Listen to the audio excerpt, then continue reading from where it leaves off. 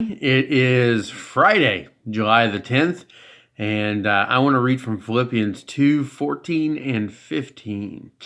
Do all things without grumbling or disputing, so that you will prove yourselves to be blameless and innocent, children of God above reproach, in the midst of a crooked and perverse generation, among whom you appear as lights in the world. I saw the furor on Facebook yesterday evening after the announcement of the new 30-day mandatory mask order here in our particular state in Kentucky.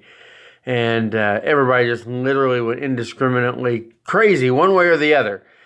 Whether it be that they agree a mask should be worn, or whether they want to just, be defiant and say, no, I'm not going to wear a mask.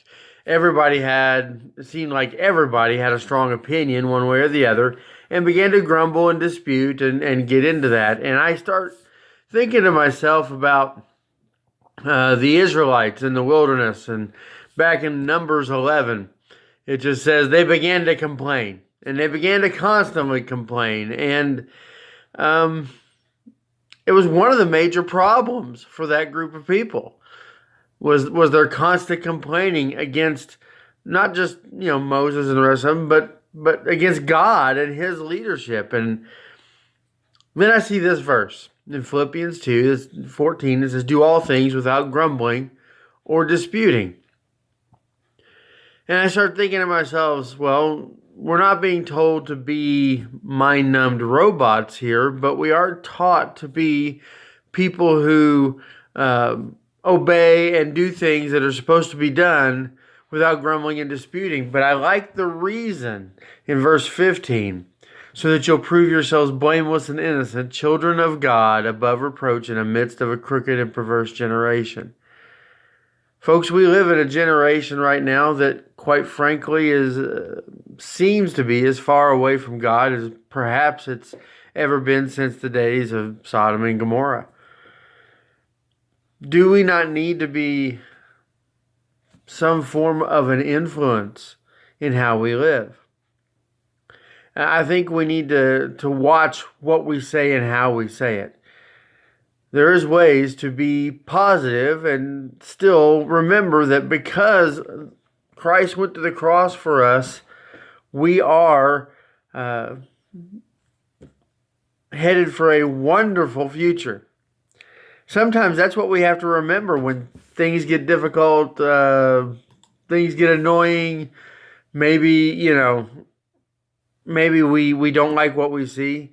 But let us remember, when we complain, when we grumble, when we begin to dispute about things, we actually fall into one of the devil's traps. Whether it be, the fact that when we complain, we glamorize the fact that we don't have something or we don't want to do something. I think it's interesting that in the Israelites' case, they forgot the hardships they had come from and what God had done to deliver them already in just, a short period of time. And they began to grumble. See, when we complain, we see life in a very distorted way. We maybe have this elevated idea that we deserve something better. But Paul calls us to do things without grumbling and complaining. Now, is it possible? Absolutely it is.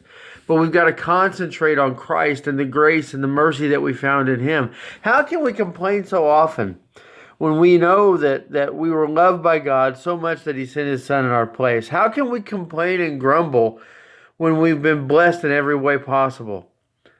So I suggest that we begin thinking in terms of gratitude and not grumbling. Be thankful that we have the opportunity to live for the Lord. How are you doing that today? Think about that. Pray about it. Dig into the Word. And try to live your life today without grumbling and complaining.